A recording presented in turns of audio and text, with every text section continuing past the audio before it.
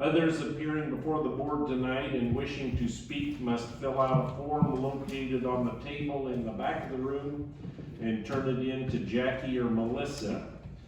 You are allowed to make statements only. You cannot ask questions.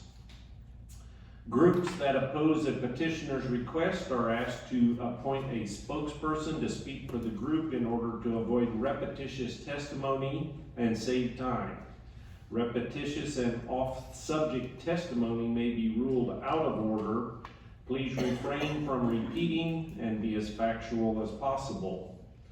Now, following the public portion of tonight's hearing, the zoning board will enter into deliberations where they make a finding of fact based upon a variety of different considerations.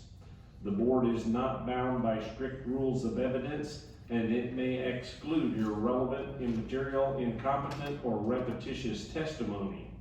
The zoning board does consider the following when deliberating on all cases. 1, the county zoning ordinances.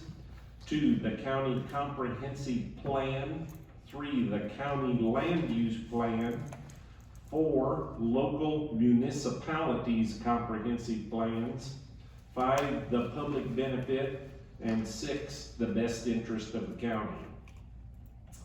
Now, for Class B variances and special use requests, the zoning board has the final authority on those cases unless there is a lack of 4 concurring votes. For Class A variances, special use, rezoning, and code amendments, the zoning board makes a recommendation to the county board, and the county board meets the 4th Wednesday of the month.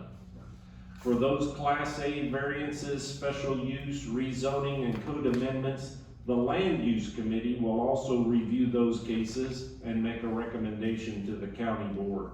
And the Land Use Committee meets the 2nd Tuesday of every month.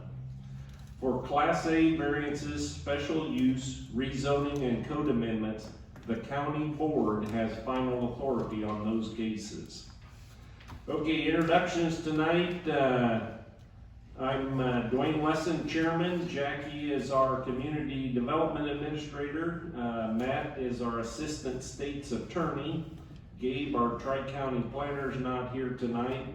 Melissa is our Chief Deputy in the office. And in the first row here is the Zoning Board members. And in the second row is the Land Use Committee members. Does anybody have any questions before we start?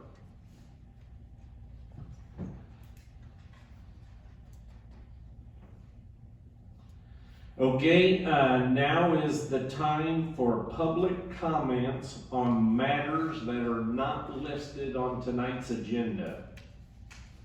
Are there any public comments on matters not listed on tonight's agenda?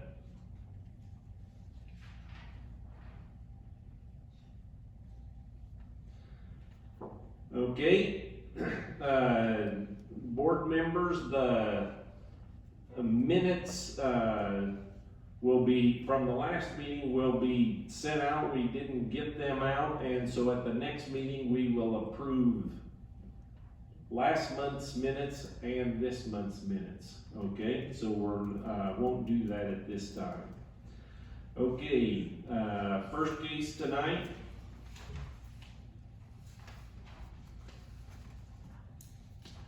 First case tonight is 2407A. The petitioner is Tazewell County, and it is a proposed amendment 66 to the Tazewell County Wind Energy Code. Health Department, Soil and Water, and Farm Bureau had no comments. Tazewell County Highway Department had no comments. John Oliphant, the City of Washington, supports the changes. And Nick McQuett, the City of Pekin, had no comment. Okay, 2407A, you can see it in your packet there. The dark lettering underlined is added, and then there's various places where other wording was crossed out. And if approved by the county board, then that would be deleted, and the dark would be added. The first part there is on lighting and FF8A regulations, okay?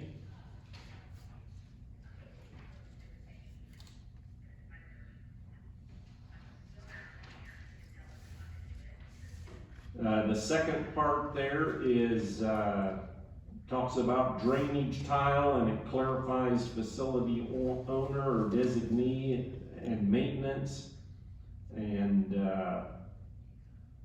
just kind of cleaning up some wording there at the end of that one.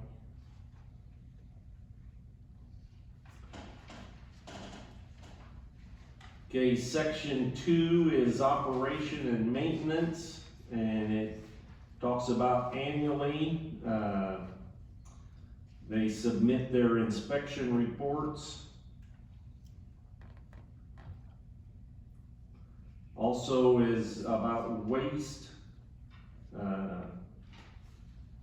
how that should be handled.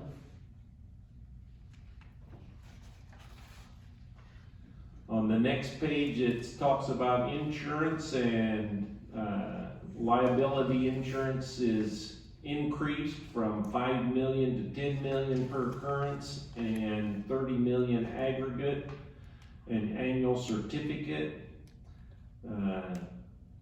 To also list and include the county as insured. The decommissioning plan,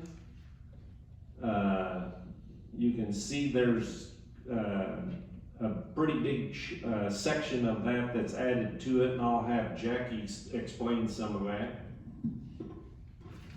So with regards to decommissioning, our original amendment had to do with projects that had been approved prior to the state regulation passing. Once we found out that we were not in compliance with that, that's why we pulled the amendments last November and reworked those so that those are in compliance with the ordinance. So what that looks like is where we were requiring 100% bond upfront for the decommissioning prior to actually issuing the building permit, we are actually not allowed to do that until the first anniversary of the facility's commercial operation date, and at that we can only require 10%.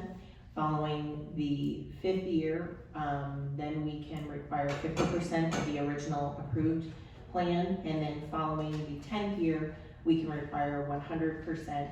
And if the county should wish to reevaluate the plan at that point, those cost estimates can be reworked, and at that point, a new bond submitted based on 100%, and then the county can reevaluate that every 5 years following. So that was the biggest change, bringing us into compliance with what we had to do with the Department of Ag.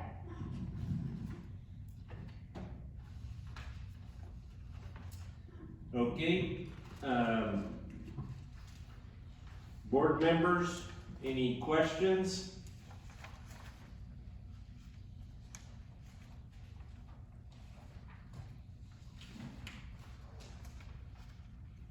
Land use, questions? Yes. And I kind of glanced over the lighting a little bit there, so just let me understand that,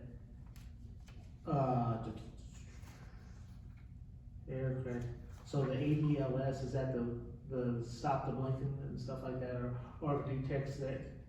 So once that, does this read that once it's required by FAA, that it'll go in effect in our code, or how's it read here? I'll let Jackie explain. That's the way I understand it. And that's correct. If the FAA approves the ADLS, then they would be required to install it. So, But each person's gotta ask the FAA prior to. correct, they're required to apply to the FAA, and if they approve the installation of the ADLS, then they will be required to install it.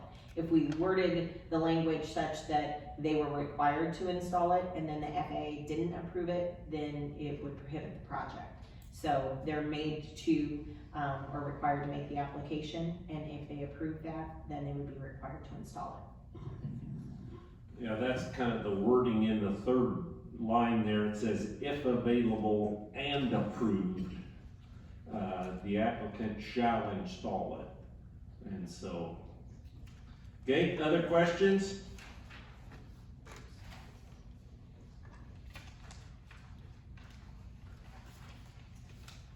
Okay, we got some comments. Amber Towel, is one of those microphones open or? The podium, okay.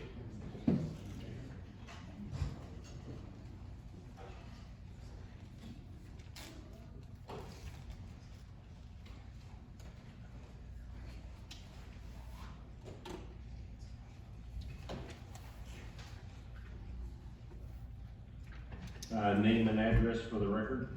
Yes, my name is Amber Toll, 617 East 1400 North Road, Danvers, Illinois. And you hereby swear or affirm to tell the truth, the whole truth, and nothing but the true self you got. Yes. Okay, comments? So I made a lot of comments back in August when we first went over this. So I just want to put on record that I still believe that there are a lot of improvements that we can make to this ordinance to better protect the people of Tazewell County that are not limited by the state. I'm not going to go back into the details because you have access to the proposals from the August meeting, but there are a few I want to bring back to your attention. I have concerns around the insurance and what led us to these limits today. The main reasoning behind that I heard was that we were concerned that requiring a higher level was that it may cause the higher premium for the company. I feel we should be more concerned about what is best for our county and what level of insurance best protects the people in our county. Following that, there are many areas that were not recommended to be changed because we've already reached the bare minimum, such as the notice to the public meeting OMA standards, or drainage meeting AMA, where complaints only being addressed after the problem, but not setting up any standards to mitigate the problems. Ice flicker, we chose not to add that or include it in any of the protections for the residents and the commuters because it's rarely ever regulated in other areas. But my main concern is around independent certified inspections. We're not requiring anything to be independent, from the construction completion inspections to shadow flicker, to the noise, and I'm sure there's more. It's allowed to be done by a factory representative. Some of the language that's concerning me is that should a complaint be validated that violates any of the criteria of approval. And my question is, how are we validating it? And is it at the homeowner's expense or the county's expense? We're also allowing for the use of computer modeling without requiring to go back and ground truth after construction. We expect that the applicant will use conservative modeling. This is for noise or shadow flicker, for example. We seem to be asking the residents of Tazewell County, and especially those that could live within an industrial wind project, to take a lot of trust in these companies that will construct these and any future company that will own and operate this facility. If the county board and officials feel that it's comfortable taking these limited precautions for the residents, and if there's any, and we have this high expectation of trust, then why did we add the indemnification clause? The reason given for that back in August was that it seemed to be a good idea to add additional protection. I agree with that. I just ask that we take the same care for all residents of the county in this ordinance that it's intended to protect. Thank you. Okay, thank you.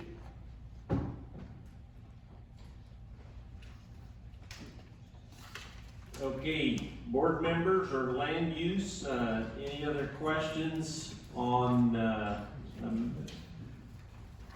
proposed amendment number 66?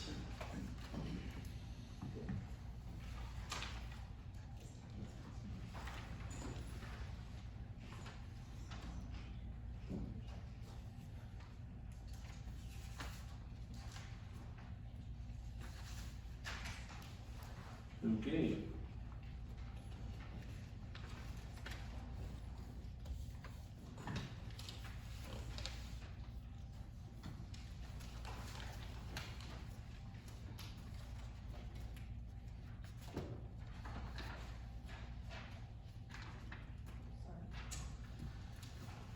Okay, our next case is 2408A, petitioner Tazewell County, and proposed amendment 67 to the Tazewell County Solar Code. The Health Department, the Soil and Water, and Farm Bureau had no comment. The Tazewell County Highway Department had no comment. John Oliphant, the City of Washington, supports the proposed changes, and Nick McQuett, the City of Pekin, had no comments.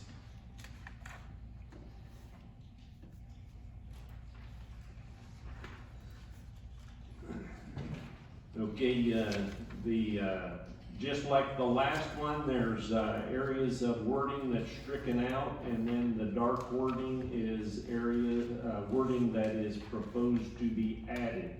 And so some of it's just cleaning up the names and language. Again, we have a section on decommissioning, and is this the same reason as the previous case to bring it in line with the state code?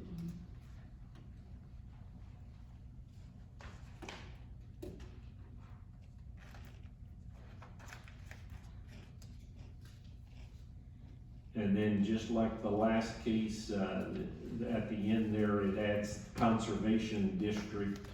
We never had conservation district in our code before. Huh? It was in there previously when we made amendments, we didn't include that, so we went back and Okay. included that just as it was. Just to clean it up and, okay.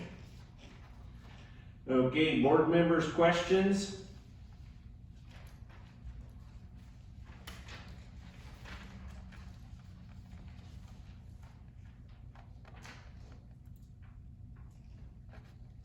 Land use?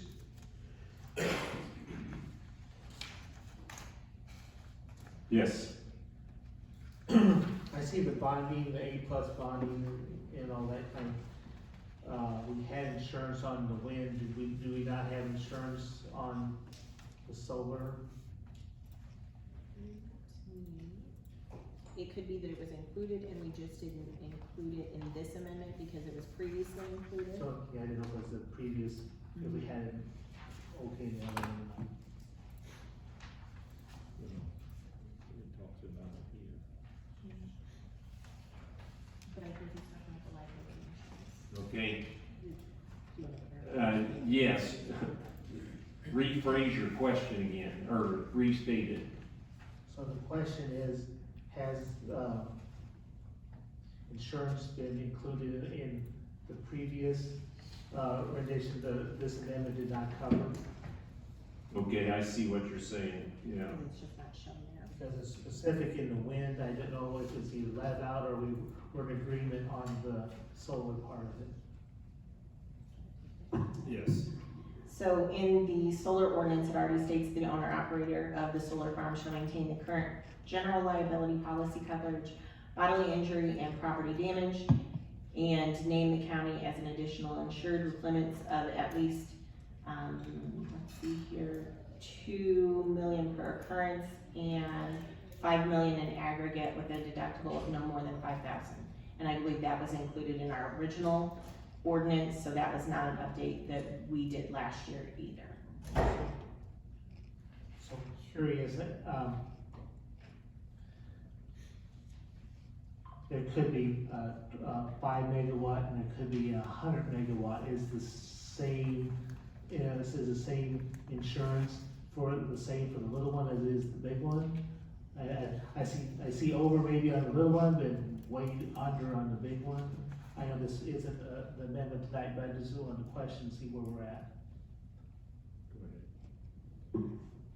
So I think when the amendment was made, again, this wasn't done last year or anytime recently, it was with the anticipation of the smaller projects. So I would agree, it's probably something that we need to look at from maybe a megawatt or a cost standpoint. But right now, it is simply stated that that is what it is, no matter if it's a 2 megawatt or 150 megawatt. Okay, other questions?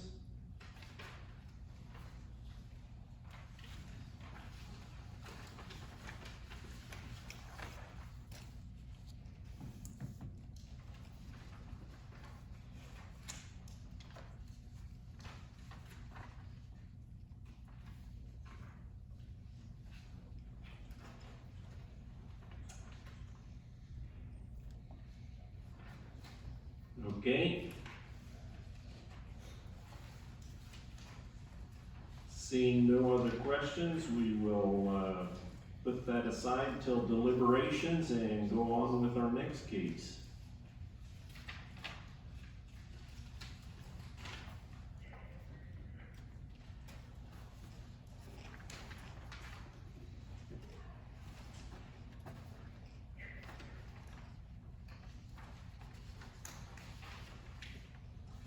Okay, the next case is 2409A, petitioner Tazewell County, and it is proposed amendment 68 to the Tazewell County zoning code.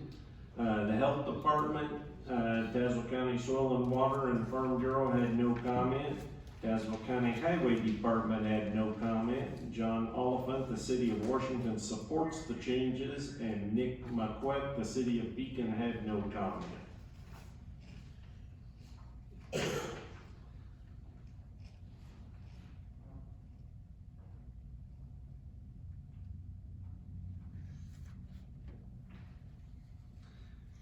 Okay, this is outdoor regulations and standards for outdoor lighting.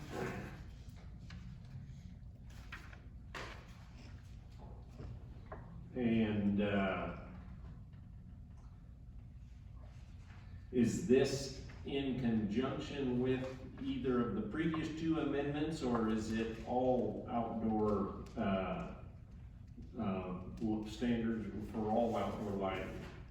So this was already in the zoning code, and it came up several times during the hearings related to wind and solar. So we just updated the language in the zoning code so that we don't have multiple codes and then risk conflicting information in those codes. Okay, so it's not one for one set and one for another set, it's, okay.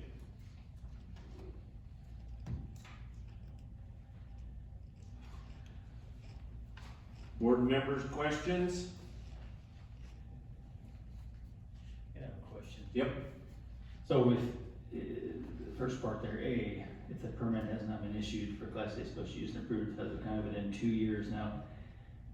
So they come here and we recommend it be approved, and they run into some issues, and 25 months later, they go on with the project, then they have to reestablish this to update any standards to the lighting. Is that what that means?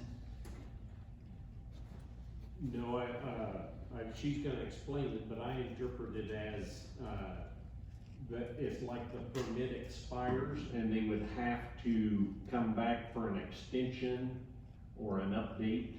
Okay, so if the work's not done, they have to get an extension or update, and if rules to the lighting have changed, then they have to. Go ahead. So, and provisions for that were already in the code, but this is to clean up, because when we split off the more intense special uses into Class A's, you know, the wind and solar and stuff like that, we did not update the procedures for getting that extension, and so that's what these sections here are doing, is saying if they want an extension on that type of permit, then they have to go to the county board for that, because they're handling those Class A's. And then I think it also clarifies that the Class B's, when they get an extension, it's a 1-year extension. Class A's, when they get an extension, it's an additional 2-year extension that they're getting. So I think maybe we're looking at two different things. So section 1 only has to do with lighting. When you go into section 2, then it's a different part of the zoning code dealing with special uses. So section 1 is dealing with that lighting issue. Section 2 then goes on to clarify or add language to specifically special use requests. Yeah. Okay, other questions? Land use? Yes. So, we had one of these with one of the solar, I think the other solar part, the one on the Tazewell property. They didn't start anything at all on the other property. It came to their extension time, we wished to extend it, we denied it. I guess I'm curious, they hadn't done anything. if somebody's doing something, or say if it's 50% and then gone, or at least started and stuff like that, does that mean anything different than say somebody who hasn't started anything? Does initiation of the use of the intent of the special use, does that qualify as doing the special use, or does it have to be nothing? This just talks about the time for them to pull a permit to actually start construction. So once they've started construction, they don't need, these provisions don't apply. This is just if they haven't done any actual building within the 1 year or 2 year period, then they would have to come back in and get the extension. Okay, other questions? Board members, land use?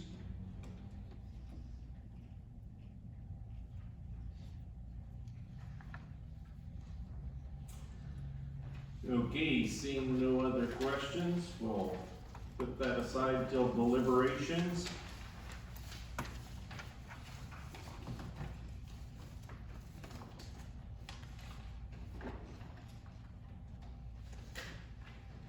Okay, our next case tonight is 24-10B. The petitioner is Jerry and Deb Urish, requesting a variance to allow the construction of an accessory structure, which is a detached garage, to be 55 feet from the center line of Hinch Road, which is 45 feet closer than what's allowed in an A1 ag district.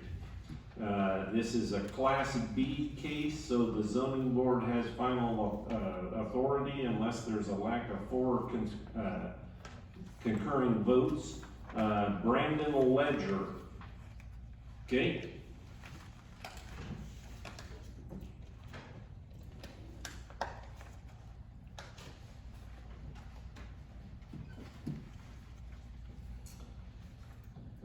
You can go ahead and sit here.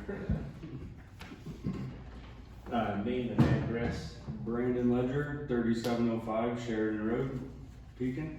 And you hereby swear or affirm to tell the truth, whole truth, and nothing but the true self you got. Yes. Okay, the reports are the health department wastewater should be routed to an existing septic system, or a septic permit should be obtained and installed if the new structure has wastewater sources. Soil and Water and Farm Bureau had no comment, and Tazewell County Highway Department and Spring Lake Road Commissioner had no comment. Jackie, or Melissa, we have some video. This is case number 24-10-E, this is by Jerry and Deb Urish. Request to allow the construction of an accessory structure to be closer than allowed in the A1 district from Exhibit A. This direction is east. This is the proposed location of the accessory structure. This is the dwelling on the property. This direction is north on Hinch Road. This direction is west. And this direction is south on Hinch Road.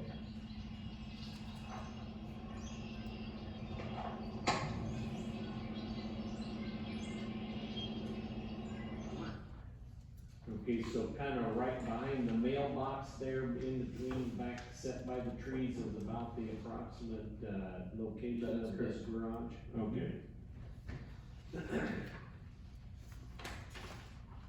Okay, Brandon, why don't you explain this request tonight? We're proposing a detached garage there off this edge of the driveway. Seems like that's where the homeowner's wanting it.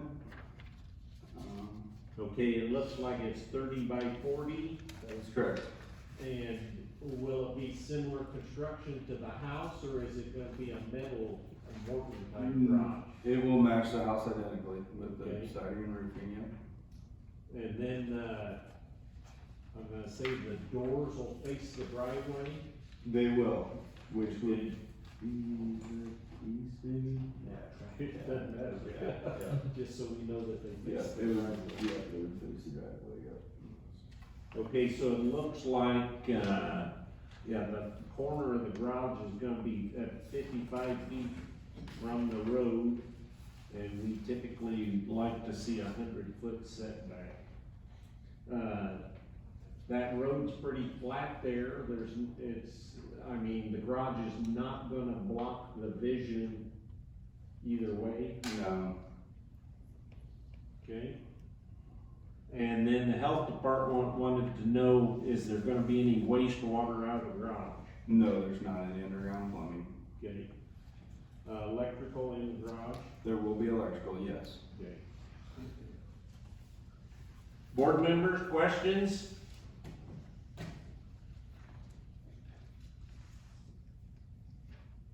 Land use? Yes. Not that I saw that there's a whole lot of traffic on this road, or it's even up to township standards, it look almost like a dirt road. But besides the point, I heard no hardship, other than I wanted there. Is there a hardship there where it's going? Well, that was coming next, and so, One of the main reasons why we thought to put it there is we wouldn't have to extend the driveway at all or put a new driveway in anywhere on site. So we thought we could use the existing driveway there and not have to have it in the front yard of the house. okay, what's that gray box? Is that their electrical lines coming in right next to the tree line? Yeah, that's an electrical transformer. Okay, and where is the septic field? Is it in the back? Yes. Okay. If you pushed it back, because the house is, looks like maybe approximately 100 feet from the house, if you pushed it back, how many trees would you have to cut? Well, it's not necessarily the trees, the electrical lines ran there. And Okay, it kinda comes into play with the main power coming in the house is the reason why we put so it you want to to the rock concrete. off the electrical line? Yeah, so the garage isn't ran, yeah, for Okay. excavation regarding and everything. Okay, other questions? Does that kinda answer your question, Greg, a little bit? A little. A little, yeah. Other questions?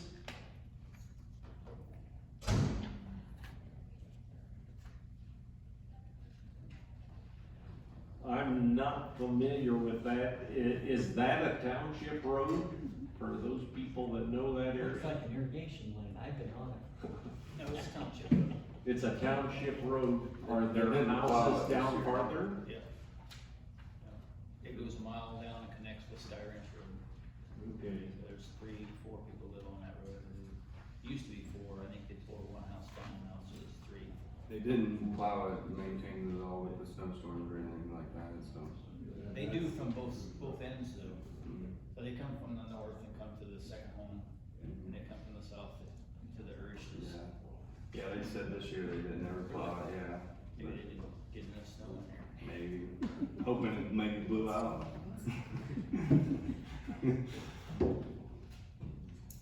Okay. Other questions? Okay. Do you have any closing comments or anything else to add? I don't believe so. Okay. Thank you. Okay.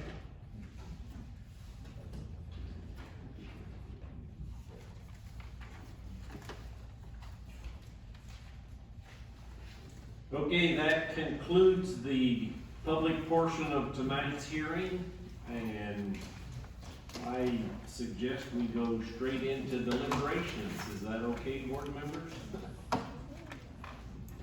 Okay, I'll let Jackie catch up on her paperwork here, and then we'll go right into deliberations.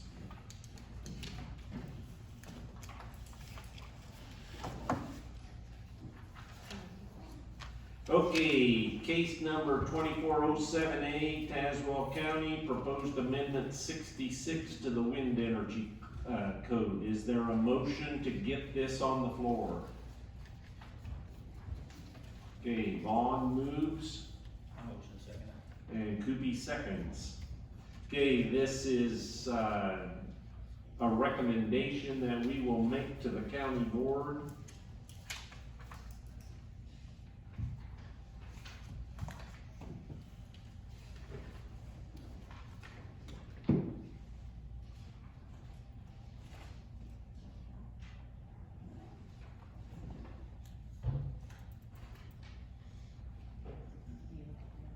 Yes, I was gonna say that. The two main findings, yes. You read that. The proposed, thank you, you made that bigger, yeah. Proposed, the two main findings are the proposed amendment shall not be detrimental to the orderly development of the county, and the proposed amendment shall not be detrimental or endanger the public health, safety, morals, or general welfare of the county. And so, there's a significant portion of this that brings it up to date and in line with the state code and the state laws.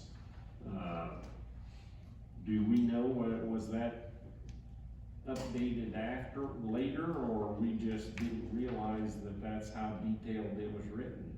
Or it was a typical government thing, they passed it and then wrote the rules later? No, they did not change it. We did our best to try to conform our amendments to the act, but we missed some of the details in the, Okay, in the decommissioning plan section, including the stuff we're adding there. right, okay.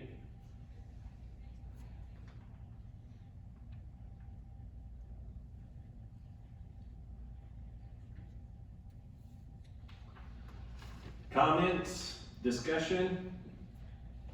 I might like to start a discussion. I know, Mrs. Tyler stood up again and voiced her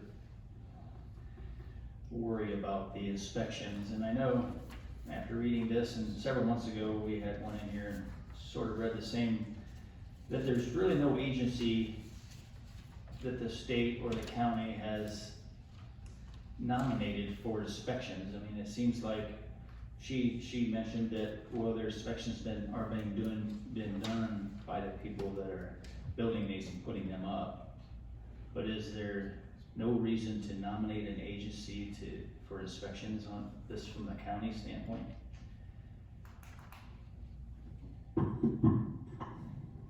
So as far as the inspections go, I assume you're talking about blanket inspections, whether it's the maintenance inspections, it's the noise, it's any of the above. Well, the yearly, because they mentioned in here, they have to be done yearly. So those are regular inspections that they do internally for safety standards, and obviously if they identify anything that needs to be fixed, then they would have to do so or take the turbine off the line in this instance, until that was done.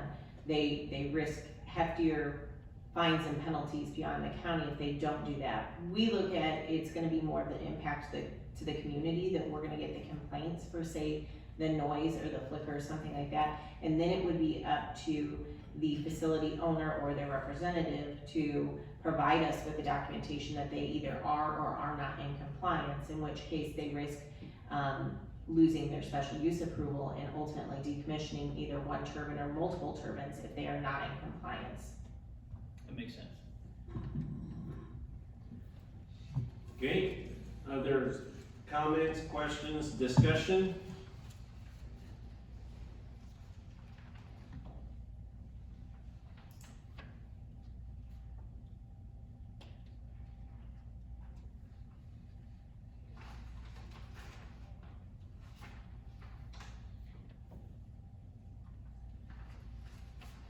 Okay,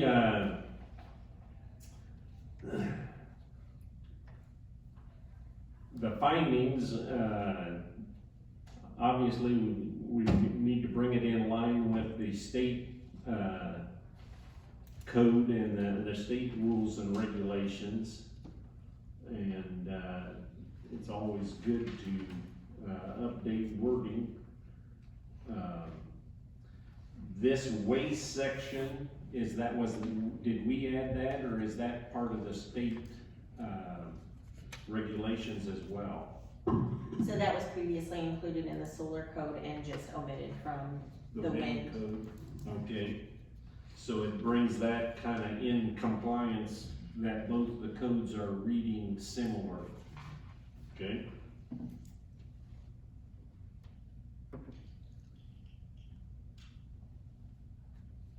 And then it's good that we included back conservation in it. Do we have all our different areas listed here? Then A1, A2, conservation, I1 and I2? Do we have any other besides that? So the, The rural residential, they're not allowed. right, so the state statute requires us to allow, solar farms and wind farms anywhere that we would allow agricultural and industrial uses. And so that, all those, These zoning classes classifications, listed there okay, are the ones where those uses are allowed. okay.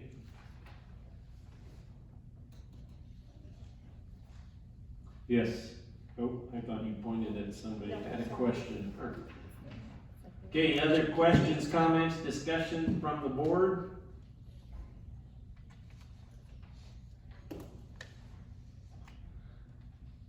Okay, is there a motion to approve the findings as discussed? So moved. Vaughn moves. Lashley seconds. Further discussion on the findings? All in favor say aye. Aye. Okay, and we will call the question, and this is a recommendation to the county board. Kuby? Yay. Bear? Yes. Lapsley? Yes. Vaughn? Yes. Miller? Yes. Chairman Lesser? Yes. Recommend approved.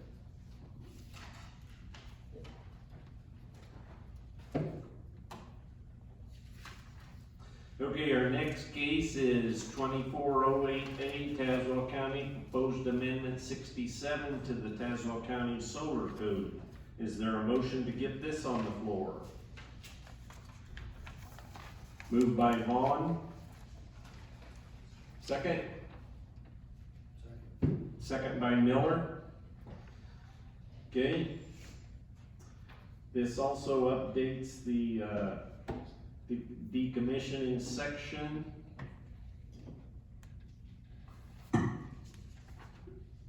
And updates some language.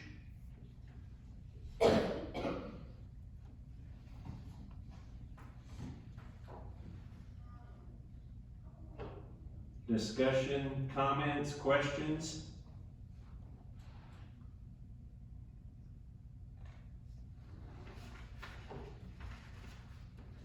I do think,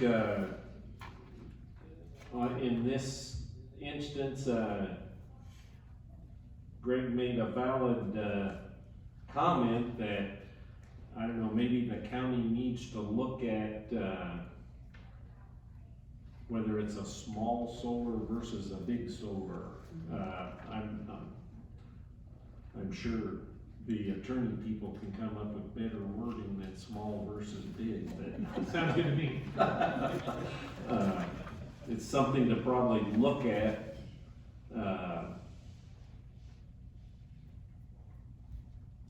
Other questions, comments, discussion?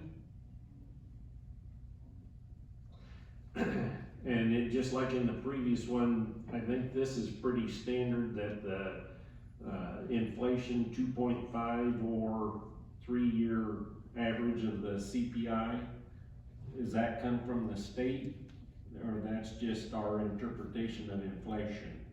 Yeah, it's kind of vague where or how those numbers are, obviously the cost estimates are something that's provided to us, but as far as coming up with an end of life amount to base those bonds on, we wanted to provide specific language. We didn't want it to just be open to interpretation, because then we go before the committee and they want to know where that number came from. So we thought if we just had the consensus that this was an adequate inflation rate, that at least gave the developers, let them know where they needed to be when they actually submit those plans.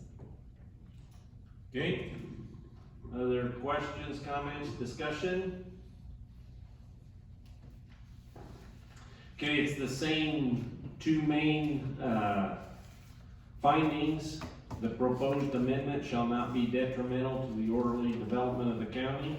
And number two, the proposed amendment shall not be detrimental or endanger public health, safety, morals, or general welfare.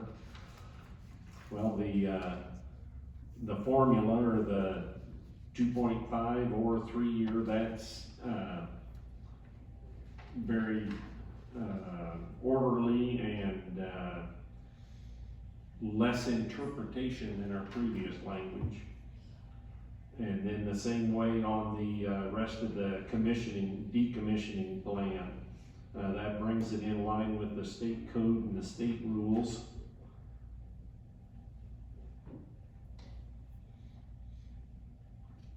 And we also updated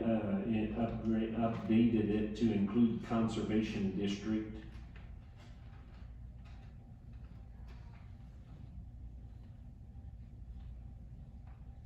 Okay, any further comments, questions, discussion? Okay, is there a motion to approve the findings as discussed? Motion to approve the findings. Okay, Koopy. Is there a second? Second. Second by Vaughn. Any other discussion? All those in favor of the findings say aye. Aye. All opposed? The findings are approved, and this is like the previous case, it's a recommendation to the county board. Fair. Yes. Lapsley. Yes. Vaughn. Yes. Miller. Yes. Kupi. Yes. Chairman Russell. Yes. Recommend to approve.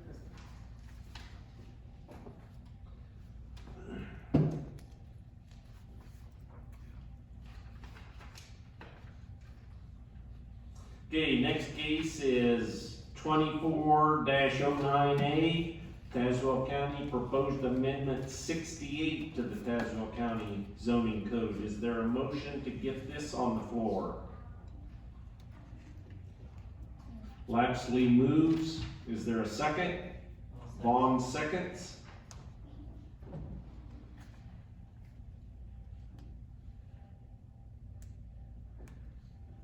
Okay, the first section there is like we discussed. It was about regulations to outdoor lighting.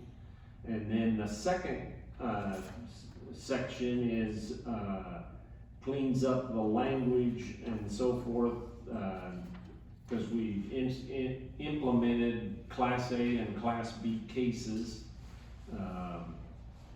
and how they should be handled, and who has approval to do what.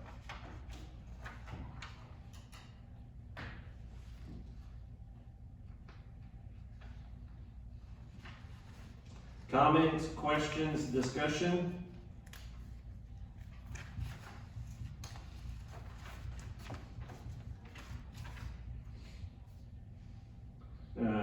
We had, during the public portion of tonight's meeting, there's several questions on the extensions that answer questions on how those extensions are handled.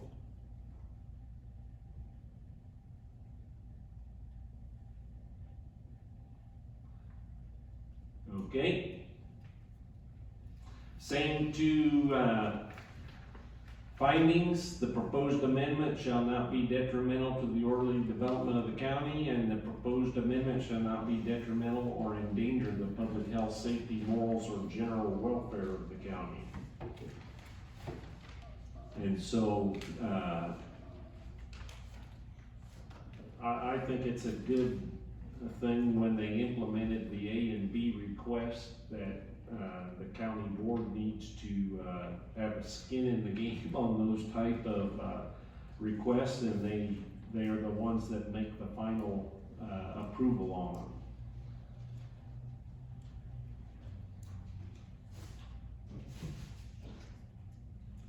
Okay, anything else? Okay. Is there a motion to accept the findings as discussed? I motion to approve. Okay, Koopy. Second? Second. Second by Miller. Any further discussion? All in favor, say aye. Aye. All opposed?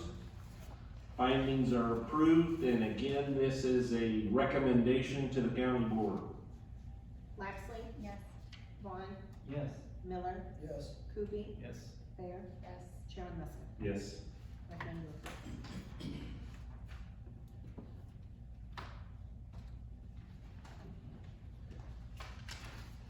Okay, our last case tonight is a variance, 24-10B, petitioner Jerry and Deb Urish. Variance to allow the construction of an accessory structure, which is a detached garage, to be 55 feet from the center line of Hints Road, which is 45 foot closer than what's allowed in an A1 district.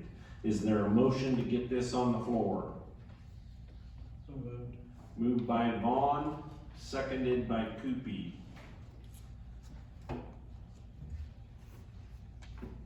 Okay, this is a variance.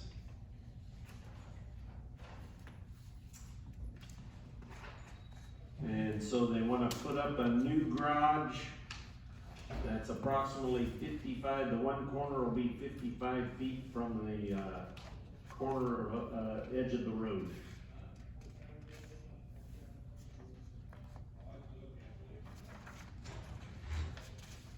They indicated in testimony that they wanted to keep it off of the top of that underground power source, or that's the power that goes to the house. The septic was in the back, so they don't, that's not a problem. And then if they, my understanding was if they went behind the gray box, then they would have to start cutting trees to get on the back side of the power line. And then, They'll be able to use the existing driveway. right, they used the existing driveway, and it did not block line of sight from either direction. So, does that road get pretty soft in the winter, or? Pretty sandy. I was gonna say, it looked like two strips of, It's been there a long time. I think it's pretty solid where you're driving there, and it's all sand. okay. And so what do cars do when they meet each other? I don't know if two ever meet there. I mean, you might run into a tractor or something like that. But Right, but, that don't mean in the future that it won't happen. yeah. But it was just one of those roads the township never ever built up, or Yeah, it is. there was never a need to, maybe? I think like Brandon said, when it snows, you don't know what road's there. Yes, and so nobody even attempts to go down it unless you need to get home. I can't imagine that building bothering anybody or anything. Yeah. Okay, other comments, questions, discussion? So that's actually 55 feet from the center of the road, I think is what it says. Okay, Right, not from the edge of the road. yeah. And we just need to assume the center of the road is right, because the road is two strips of gravel, so. I'll make a motion to approve the findings. Okay, we've got a motion to approve the findings as discussed. Is there a second? Second by Lapsley. Any further discussion? All those on the finding, in favor of the findings, say aye. Aye. All opposed? Findings are approved, and we will call the question. Vaughn? Yes. Kuby? Yes. Thayer? Yes. Lapsley? Yes. Miller? Yes. Chairman Lister? Yes. Okay, that concludes tonight's meeting. We are adjourned. And next month?